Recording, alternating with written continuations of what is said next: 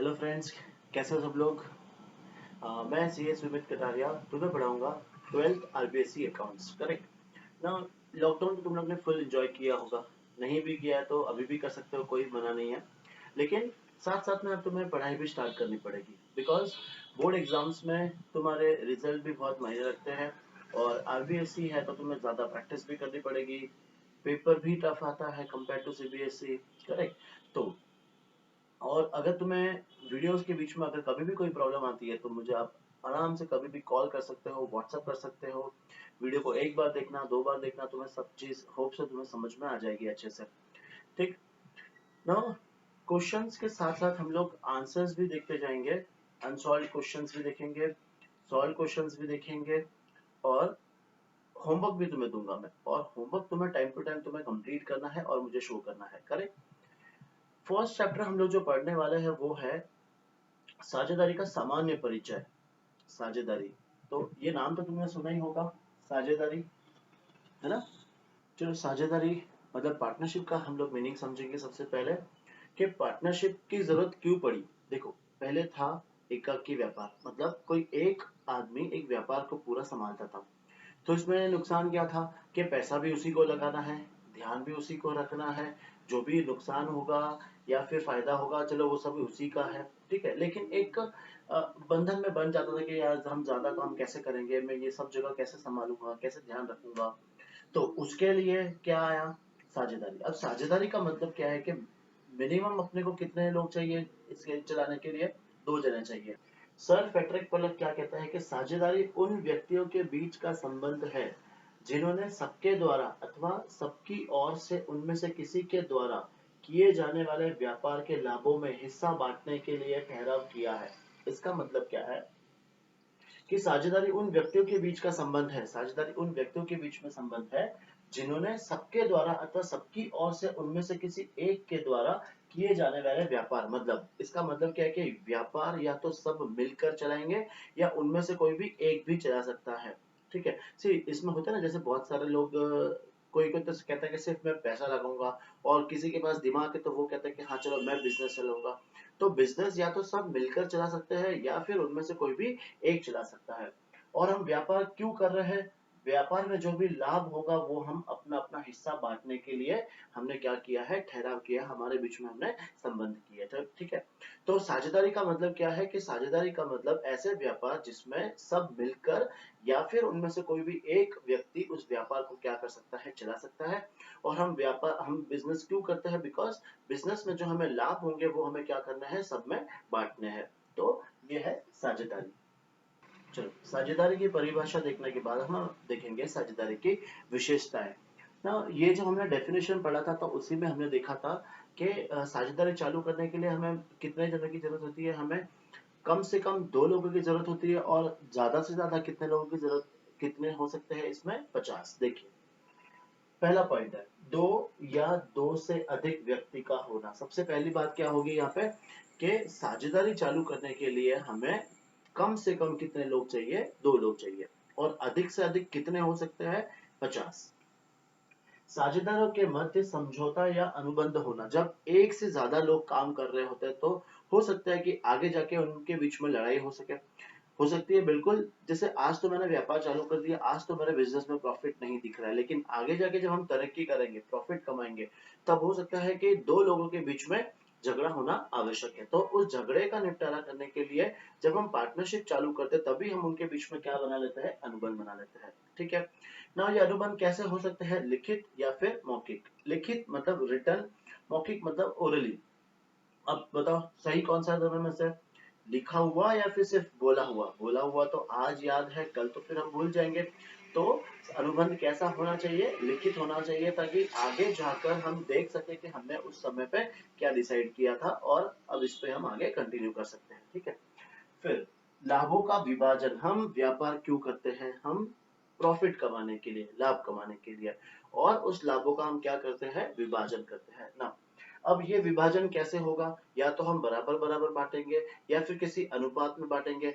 ये जब साझेदारी बनती है तब इसका डिसाइड कर लिया जाता है कि ये हमें कैसे बांटना है। व्यवसाय का होना, सबसे पहले व्यवसाय होना चाहिए। और कौन सा बिजनेस होना चाहिए? लीगल बिजनेस होना चाहिए, ठीक है ना। ऐसा नहीं है कि हम बिजनेस कर रहे हैं, चोरी का बिजनेस कर रहे हैं, ड्रग सप्लाई कर रहे हैं, किसी का मर्डर का बिजनेस कर रहे हैं, वो सब नहीं होना चाहिए, ठीक है। फिर व्यवसाय का संचालन सभी के द्वारा या उन सभी की ओर से किसी एक के द्वारा किया जा सकता है। ये तो हमने इसमें परिभाषा में देखा था कि साझेदारी का संचालन या तो उनमें से कोई भी एक करेगा या फिर सारे मिलकर भी कर सकते हैं, ठीक है। अब बिजनेस सबका है तो सारे मिलकर तो कर ही सकते हैं, लेकिन समझो कि एक बंदा बैठा है राजस्थान में, एक बंदा बैठा है मुंबई में, और एक बंदा बैठा है गुजरात में, और बिजनेस जो है राजस्थान में है। तो अब वो दोनों पार्टनर्स यहाँ आ तो नहीं सकते हैं, तो वो सिर्फ क्या करेंगे? पैसा इन्वेस्ट कर देंगे। और काम कौन करेगा? जो राजस्थान में है। इसका मतलब क्या है कि बिजनेस कौन चला रहा है? एक बंदा चला रहा है, ठीक है। डिसीजन हम सबका लेंगे, लेकिन बिजनेस वहां पे चला कौन रहा है? एक बंदा चला रहा है, ठीक है। फिर अधिनियम, तो साझेदारी किस अधिनियम से जुड़ी हुई है? तो यह है भारतीय साझेदारी अधिनियम 1932 के अंतर्गत जुड़ी हुई है, ठीक है। असीमित दायित्व, ये बहुत इंपॉर्टेंट है। असीमित दायित्व, दायित्व का मतलब क्या होता है? लायबिलिटी। जैसे एकाकी व्यापार में क्या था? समझो मैंने कोई एक व्यापार चालू किया और मैंने उसमें पैसे लगाए, ठीक है। अब उस व्यापार में समझो हमें बहुत सारा नुकसान हो जाता है, तो और उस व्यापार में इतना पैसा है ही नहीं, लेकिन मेरे मांगने वाले, जैसे लोन मैंने बहुत सारा लिया हुआ है, मेरे मांगने वाले बहुत है। तो अब क्या मैं बोल सकता हूँ कि मेरे बिजनेस में पैसा खत्म हो गया तो तुम लोग अपना लोन वगैरह सब माफ कर दो? ऐसा नहीं होता है। तो वहां पे क्या होगा? मुझे अपने घर की जो प्रॉपर्टी होगी, मेरे गोल्ड वगैरह, वो सब बेचकर भी मुझे उनका पैसा क्या करना पड़ेगा? चुकाना पड़ेगा। तो वहां पे दायित्व क्या है? असीमित है। ऐसे ही सेम साझेदारी में भी होता है। मान लो साझेदारी में बहुत ज्यादा नुकसान हो गया और साझेदारी फर्म में इतना पैसा नहीं है कि हम वो दायित्व को चुका सके, तो यहाँ पे जितने भी साझेदार होंगे उनका जो दायित्व होगा वो क्या होगा? असीमित होगा। इसका मतलब कि उन्हें अपने घर की प्रॉपर्टी वगैरह भी बेचकर वो नुकसान को क्या करना पड़ेगा? चुकाना पड़ेगा। ऐसे नहीं है कि हम शटर बंद कर दिया ना, वहां घर चले गए, हो गया अपना बिजनेस खत्म, नहीं। उन्हें अपना घर का प्रॉपर्टी, घर के दागीने जो भी है वो बेच कर या गिरवी रखकर उन्हें दायित्व को चुकाना पड़ेगा, ठीक है। पृथक अस्तित्व नहीं होता है इनका, पृथक अस्तित्व नहीं होता है। जैसे अगर समझो हमने फॉर्म के द्वारा किसी के साथ अनुबंध किया है और वहां पे हमारा नुकसान हो जाता है, तो यहाँ पे फॉर्म तो जिम्मेदार है ही है, लेकिन फॉर्म के साथ साथ जितने भी साझेदार थे वो सभी क्या है? जिम्मेदार है। मतलब फॉर्म को तो लॉस उठाना ही है, लेकिन अगर फॉर्म में लॉस नहीं है, नहीं भरने की ताकत है, तो फिर वो लॉस कौन उठाएंगे? साझेदार उठाएंगे, ठीक है। तो ये सारी चीजें फटाफट लिख लो और इनका मीनिंग भी पढ़ लो, याद कर लो। नहीं समझ में आता है तो फिर से मुझे पूछना फिर से, ठीक है। चलिए हम आगे बढ़ते हैं। अब ये तो पता चल ही गया होगा आपको कि साझेदारी का मतलब क्या होता है। साझेदारी का मतलब वो व्यापार जो दो और दो से अधिक लोगों के बीच में किया जाता है, और जिनको करने के लिए या तो सभी जने मिलकर व्यवसाय करेंगे या फिर उनमें से कोई भी एक उस व्यवसाय को चला सकता है, और उस व्यवसाय का लाभ हानि सब क्या करते हैं? बराबर बराबर या फिर किसी अनुपात में सब जने बांट लेते हैं, ठीक है ना। ये पढ़ने के बाद अब हम पढ़ेंगे, हमने देखा था बीच में जब हम विशेषताएं पढ़ रहे थे तो उसमें हमने देखा था कि उनके बीच में क्या बनता है? अनुबंध बनता है ना। अनुबंध किस प्रकार के होते हैं? दो प्रकार के। कौन से? या तो लिखित अनुबंध या फिर मौखिक अनुबंध ना। मौखिक अनुबंध तो हमको भी पता है कि आज मैंने कुछ बोला और कल तो मैं पलट जाऊंगा, तो उसका हम विश्वास नहीं कर सकते। तो अनुबंध हमेशा कैसे होना चाहिए? लिखित होना चाहिए। जब हम अनुबंध को लिखित बनाते हैं तो हम उसे क्या नाम देते हैं? साझेदारी संलेख। साझेदारी संलेख का मतलब होता है पार्टनरशिप डीड। साझेदारों के बीच में क्या बना है? डीड बनी है ना। उसमें हम क्या लिखेंगे? देखो, एक नॉर्मली अभी तुम लोग जैसे एग्जांपल ले लो कि समझो आज आपका एक घर है, उस घर को आप किसी को रेंट पर देना चाहते हो, ठीक है। तो अब आप दोनों के बीच में क्या बनेगा? एक एग्रीमेंट बनेगा।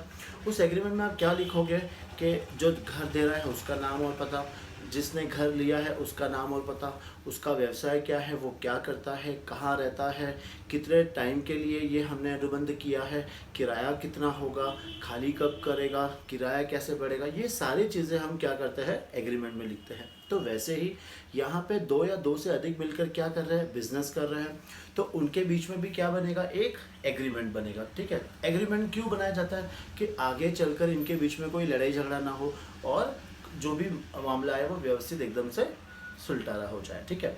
तो हम साझेदारी संलेख में क्या क्या लिखते हैं, बहुत आसानी सी बात है। वो तो देखो एक बार देख लेते हैं हम लोग। सबसे फर्स्ट हम लिखते हैं फर्म का नाम व पता। फर्म कौन सी फर्म है, कितने पार्टनर्स हैं, उनका एड्रेस क्या है, वो सब लिखेंगे हम लोग। साझेदारी व्यवसाय की प्रकृति व कार्यक्षेत्र, मतलब किस व्यवसाय, कौन सा व्यवसाय हम करने वाले हैं। लाभ विभाजन कौन से अनुपात में करेंगे, साझेदारों की पूंजी कितनी होगी, उस पूंजी पर ब्याज कितना देना है, साझेदारों का आहरण कितना होगा, उस आहरण पर ब्याज कितना लेना है, कौन से साझेदार को हम वेतन देंगे, बोनस देंगे, कमीशन देंगे, ऋण पर ब्याज, अगर किसी साझेदार ने अगर ऋण दिया हुआ तो उस पर ब्याज कितना देना है, और ऐसी बहुत सारी बातें। तो ये सब नॉर्मल चीज़ें हैं जो हम एक एग्रीमेंट में लिखते हैं। इम्पॉर्टेंट क्या है, तो ये वाला टॉपिक, जैसे हमने देखा था कि उनके बीच में क्या बनता है, अनुबंध बनता है, लेकिन ये कंपलसरी नहीं है। अगर साझेदार चाहे तो वो अनुबंध बना सकता है, अदरवाइज कोई कंपलसरी नहीं है। तो अपना इंडिया है, हम तो यही देखते हैं, जो चीज़ कंपलसरी नहीं होती है हमें उसमें करने में मज़ा ही नहीं आता है। तो कुछ ना कुछ तो उसमें अभाव होगा कि भाई हम ये नहीं बनाएंगे तो क्या होगा, तो अब वो हम पढ़ लेते हैं, बिकॉज इस पर एक क्वेश्चन आ सकता है 1 मार्क्स के लिए। तो साझेदारी संलेख के अभाव में लागू होने वाले नियम क्या क्या है। जैसे हमने यहाँ पे पढ़ा था कि उनको पूंजी पर ब्याज देंगे, आहरण पर ब्याज वसूल करेंगे, उनको वेतन, बोनस या कमीशन मिलेगा, लाभ विभाजन अनुपात हम तय करते हैं। लेकिन अगर इनके बीच में साझेदारी संलेख नहीं है तो हम किसी भी साझेदार को उनके पूंजी पर ब्याज नहीं देंगे। उन्होंने जितना भी आहरण किया होगा हम उनसे ब्याज वसूल नहीं करेंगे। किसी भी साझेदार को वेतन, बोनस या फिर कमीशन नहीं दिया जाएगा। और लाभ विभाजन अनुपात हमेशा क्या होगा, बराबर होगा। और अगर किसी साझेदार ने फर्म को ऋण दिया है तो उसका ब्याज हम कितना देंगे, सिर्फ 6% के आधार पर दिया जाएगा। मार्केट में तुम्हें भी पता है कि आज हम अगर मार्केट में लोन लेने जाते हैं तो हमें 12%, 15% या 18% का ब्याज देना होता है, लेकिन फर्म से उसे कितना ब्याज मिलेगा, 6%। क्यों? क्योंकि इनके बीच में साझेदारी संलेख नहीं है। ठीक है। एक और ड्रॉबैक क्या है इसका, कि लाभ विभाजन अनुपात हम कैसे बांटेंगे, बराबर बांटेंगे। अब देखो ये भी एक नुकसान कैसा है, जैसे मान लो 3 साझेदार है, ए, बी और सी। इस साझेदार ने लगाए 10 लाख रुपए, इस साझेदार ने लगाए 5 लाख रुपए और इस साझेदार ने लगाए 2 लाख रुपए। अब तुम खुद ही देख रहे हो कि भाई इसने ज़्यादा पैसा लगाया है तो इसको ज़्यादा क्या मिलना चाहिए, प्रॉफिट मिलना चाहिए। इसने थोड़ा कम लगाया तो इसको इससे कम मिलना चाहिए, इसने और कम लगाया तो इन दोनों से कम इसको मिलना चाहिए। लेकिन अगर इनके बीच में साझेदारी संलेख नहीं है तो हमें प्रॉफिट तीनों में कैसे बांटना पड़ेगा, इक्वल बांटना पड़ेगा। तो यहाँ पे सबसे ज़्यादा नुकसान किसका है, ए का, बी का। क्यों? ज़्यादा पैसा लगाने के बाद भी इनको लाभ क्या मिल रहा है, बराबर के अनुपात में मिल रहा है। ठीक है, तो ये एक बार सब तुम कॉपी कर लो, फिर इसके आगे का टॉपिक हम लोग स्टार्ट करते हैं। चलो अब इस चैप्टर में अगला जो टॉपिक है वो हम पढ़ेंगे साझेदारों के पूंजी खाते। चलो अब ये समझने के लिए अब ये चैप्टर में क्या हो रहा है, मतलब कैसे कैपिटल अकाउंट बनाएंगे, एप्रोप्रिएशन अकाउंट कैसे बनाएंगे, ये सब एक बार छोटा सा मैं एक एग्जांपल देते हैं, उसमें हम समझने की कोशिश करेंगे कि ये सारी चीज़ें क्या है। देखो जैसे 2 पार्टनर्स ए और बी, इन्होंने सोचा कि यार चलो अब लॉकडाउन ख़त्म हो चुका है, कुछ ना कुछ नया बिजनेस स्टार्ट करते हैं। तो इन्होंने सोचा कि अभी मार्केट में ट्रेंड क्या चल रहा है, मास्क का चल रहा है, सैनिटाइज़र चल रहा है, नए नए ऐसे कोई एसेसरीज ढूंढ के लाते हैं और ये बिज़नेस करते हैं। ठीक है, तो इन्होंने क्या किया, इसने ए ने लगा दिए बिज़नेस में 5 लाख रुपये और बी ने लगा दिए 3 लाख रुपये।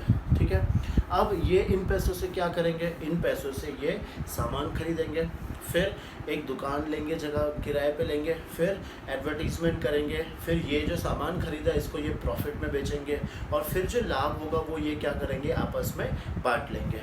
ठीक है, तो इनके जो साल भर के प्रॉफिट हुए थे वो मान लो ए का जो प्रॉफिट हुआ वो हुआ 50,000 और इसका जो प्रॉफिट हुआ वो हुआ 30,000। फिर इन्होंने निजी उपयोग के लिए इन्होंने 1 लाख रुपए निकाला और इसने निकाले समझो 50,000 रुपये। ठीक है ना, 11th में हमने एक टॉपिक पढ़ा था, तुम लोग को अगर याद होगा तो वो टॉपिक था फाइनल अकाउंट्स में हमने पढ़ा था ट्रेडिंग अकाउंट। इसके बाद हम लोग ने पढ़ा था प्रॉफिट एंड लॉस अकाउंट, और इसके बाद हम लोग ने पढ़ी थी एक बैलेंस शीट।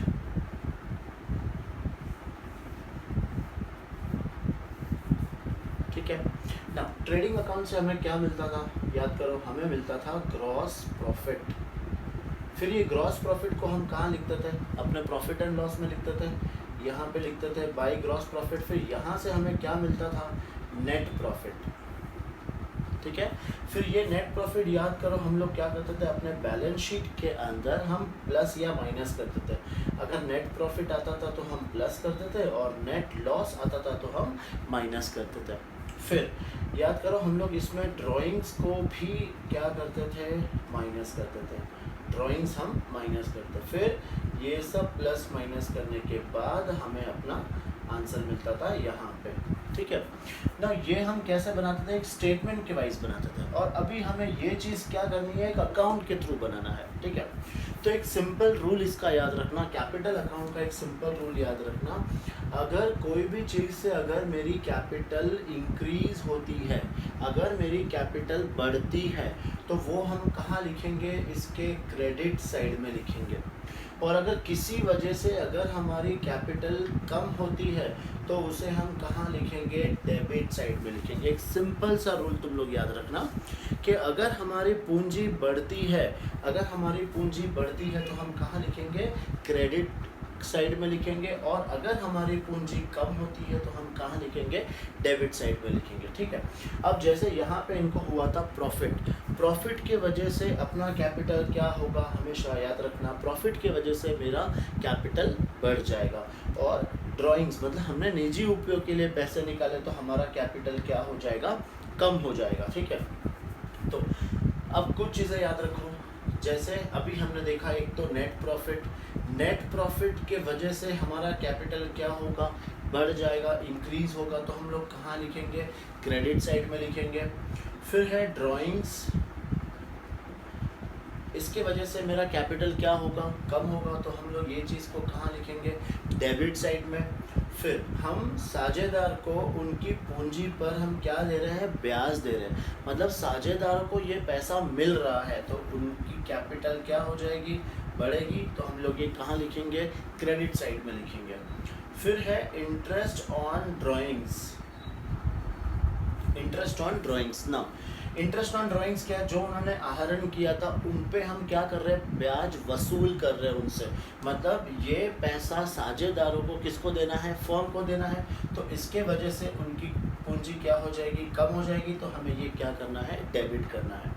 फिर साझेदारों को हम क्या दे रहे हैं, वेतन दे रहे हैं, बोनस दे रहे हैं, या फिर कमीशन दे रहे हैं। ठीक है ना, ये उनको मिलेगा, तो जैसे नेट प्रॉफिट भी उनको मिलता था, तो ये सब उनकी चीज़ें मिल रही है, तो इसके वजह से फिर से मेरा कैपिटल क्या हो जाएगा, बढ़ जाएगा, तो हम लोग ये क्या करेंगे, कहाँ लिखेंगे, क्रेडिट साइड में लिखेंगे। ठीक है, तो हमें ये चीज़ें याद रखनी है कि अगर हमारा कैपिटल किसी वजह से बढ़ता है तो हमें कहाँ लिखना है, क्रेडिट साइड में लिखना है, और अगर हमारा कैपिटल किसी वजह से कम होता है तो वो हम कहाँ लिखेंगे, डेबिट साइड में लिखेंगे। फिर खाली ये चीज़ें याद रख लो कि किस किस वजह से हमारा कैपिटल बढ़ेगा और किस वजह से हमारा कैपिटल कम होगा। तो सबसे पहली बात, नेट प्रॉफिट से बढ़ेगा तो नेट लॉस से कम होगा। ठीक है, ड्राइंग्स हमने पैसा निकाला है तो कैपिटल मेरा कम हो जाएगा।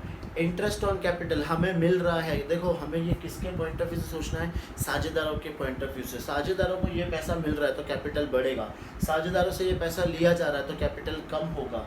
सैलरी बोनस कमीशन साझेदारों को मिल रही है तो ये इनसे कैपिटल बढ़ेगा, बस। और इसके बाद एक रूल याद रखना कि अगर बढ़ता है तो कहाँ लिखना है, क्रेडिट साइड में, और कम होता है तो कहाँ लिखना है, डेबिट साइड। ठीक है ना, साझेदारों के पूंजी खाते बनाने के दो विधि है, अभी हम लोग वो लिखते हैं, एक बार ये छोटा सा कॉपी कर लो, फिर हम लोग वो भी स्टार्ट करते हैं।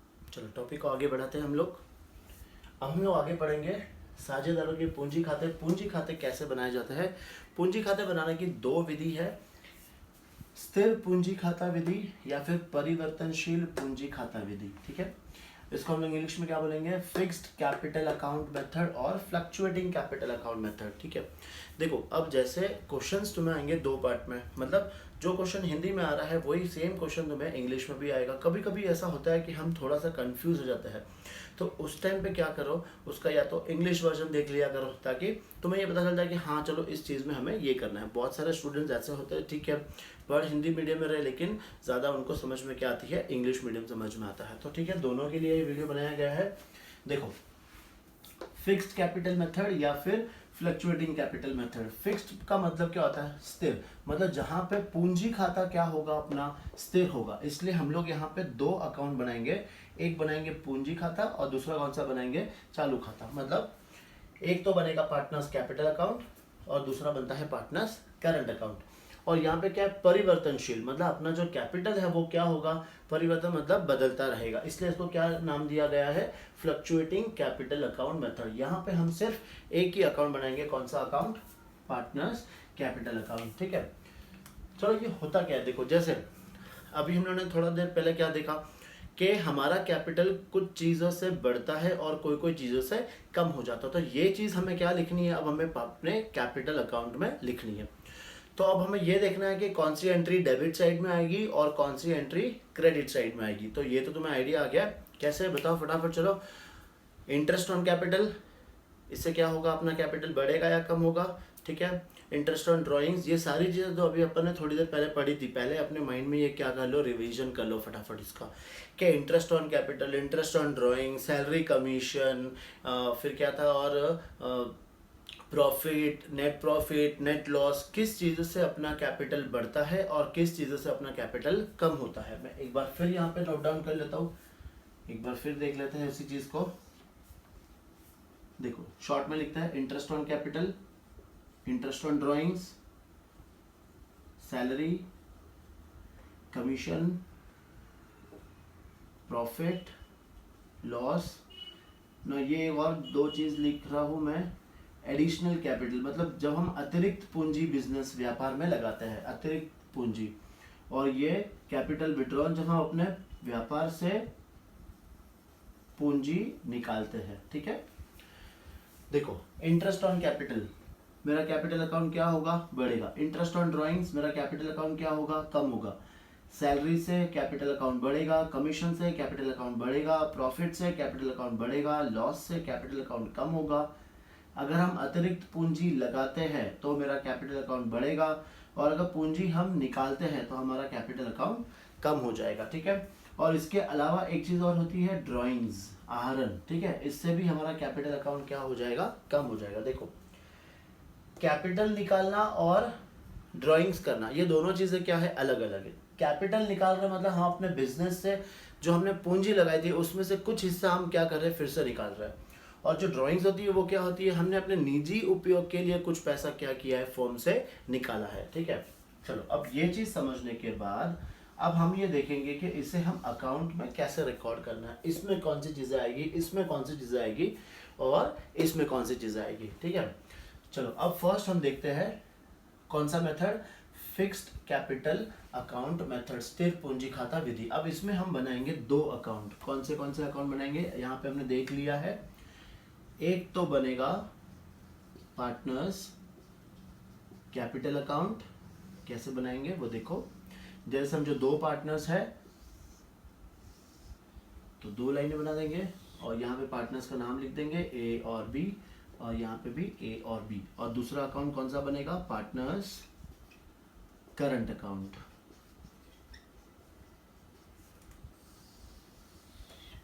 इसमें भी हम सेम क्या करेंगे, दो पार्टनर्स है, दो कॉलम बना लेंगे और यहाँ पे भी लिख देंगे ए और बी। ठीक है, अब हमें क्या ध्यान रखना, देखो अब ये दो अकाउंट में ये सारी चीजें हमें यहाँ या फिर यहाँ लिखनी है। अब कौन सी चीजें यहाँ आएगी, कौन सी चीजें यहाँ आएगी वो समझना। इसका नाम क्या है, पार्टनर्स कैपिटल अकाउंट। तो इसमें हमें कौन सी चीजें लिखनी है, सिर्फ और सिर्फ जितना हमने एडिशनल कैपिटल, मतलब जितना हमने अतिरिक्त पूंजी लगाई या फिर हमने अपने व्यापार से जो पूंजी निकाली है, बस ये दो चीजें हमें यहाँ लिखनी है। और बाकी जो चीजें दिख रही है वो हमें कहाँ लिखनी है, पार्टनर्स करंट अकाउंट में लिखना है। ठीक है, चलो पार्टनर्स कैपिटल अकाउंट में सबसे पहले यहाँ पे हम लोग क्या लिखेंगे, इसकी ओपनिंग बैलेंस लिखेंगे। तो पार्टनर्स कैपिटल अकाउंट की ओपनिंग बैलेंस हमेशा कहाँ आएगी, क्रेडिट साइड में आएगी, ठीक है। अब ये लिख दिया हमने ओपनिंग बैलेंस, फिर मैंने क्या बताया, दो ही चीजें आएगी, कौन सी, जो हमने अतिरिक्त पूंजी लगाई वो, और जो हमने व्यापार से पूंजी निकाली वो। अब देखो कैसे, एडिशनल कैपिटल, इससे मेरा कैपिटल क्या होगा, बढ़ेगा, तो हम कहाँ लिखेंगे, क्रेडिट साइड में। यहाँ पे क्या लिखना है, बाय कैश अकाउंट, और ब्रैकेट में क्या लिखना है, एडिशनल कैपिटल, ठीक है। अब तुम यहाँ पे अतिरिक्त पूंजी नहीं लिख सकते, तुम्हें वर्ड क्या लिखना पड़ेगा, एडिशनल कैपिटल ही लिखना पड़ेगा, ठीक है। तो इससे मेरा कैपिटल बढ़ गया तो हमने कहाँ लिखा, क्रेडिट साइड में, और इससे मेरा कैपिटल कम हो जाएगा तो कहाँ लिखेंगे हम, डेबिट साइड में। तो यहाँ पे क्या आएगा, टू कैपिटल विड्रॉन, या फिर हम लोग क्या वर्ड यूज करेंगे, to cash account, capital withdrawn, ठीक है। तो ये दो चीजें हमने कहाँ लिख दी, कैपिटल अकाउंट में, और बाकी जो चीजें बच गई वो सब हमें कहाँ लिखनी है, करंट अकाउंट में लिखनी है ना। कैसे, देखो सबसे पहले तो क्या आएगा यहाँ पे, by balance brought down. Now current account का बैलेंस या तो क्रेडिट साइड आ सकता है या फिर डेबिट साइड भी आ सकता है, वो हमें क्वेश्चन में दिया होगा, ठीक है।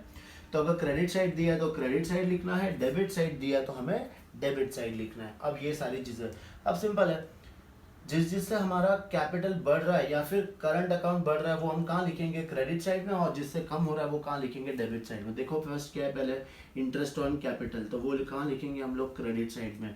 फिर क्या है, इंटरेस्ट ऑन ड्रॉइंग्स, तो कहाँ लिखेंगे हम लोग, डेबिट साइड में। फिर क्या है, सैलरी कमीशन, तो इससे अपना कैपिटल बढ़ रहा है तो सैलरी और कमीशन।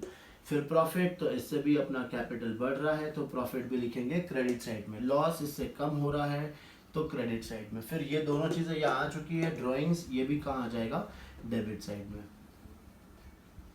बस बहुत इजी तरीका है। फिर इस अकाउंट को हम क्लोज कर देंगे, इस अकाउंट को भी क्लोज कर देंगे, दोनों का हमें क्या मिल जाएगा, बैलेंस। तो ये आ गया टू बैलेंस कैरिड डाउन, और इसका भी आ जाएगा टू बैलेंस कैरिड डाउन, ठीक है। अब अगर हम लोग ये विधि अपनाते हैं तो यहाँ पे हमें क्या ध्यान रखना है वो देखो, सेम अकाउंट बना लेंगे वापस से, ये पार्टनर्स का नाम लिख दिया यहाँ पे हमने, ए और बी, ए और बी, ठीक है।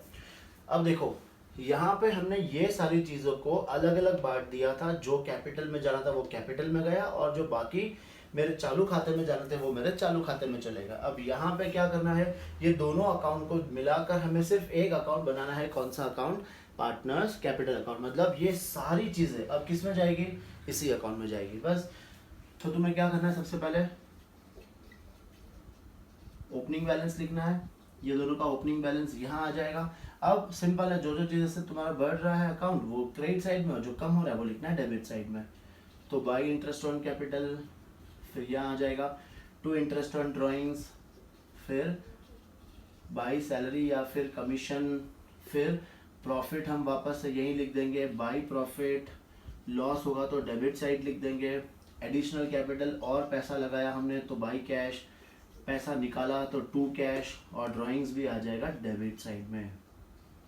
बस ये सारी चीजें लिखने के बाद हम इस अकाउंट को क्या करेंगे, क्लोज करेंगे, और यहाँ पे हमें क्या मिल जाएगा, अपना बैलेंस मिल जाएगा, ठीक है। तो आया समझ में, कैपिटल अकाउंट बनाने के दो तरीके हैं, एक फिक्स्ड कैपिटल मेथड और दूसरा fluctuating capital method. Fixed capital method में हम दो अकाउंट बनाएंगे, पार्टनर्स कैपिटल अकाउंट और पार्टनर्स करंट अकाउंट। कौन सी चीजें हम कहाँ लिखते हैं हमने समझ गया, सिर्फ ये चीजें याद रख लेना, और ये भी याद रखना कि किससे वजह से कैपिटल बढ़ता है और किसके वजह से कैपिटल कम होता है। चलो अब ये फटाफट इतना सारा डेटा कॉपी कर लो, फिर हम लोग नेक्स्ट टॉपिक स्टार्ट करेंगे।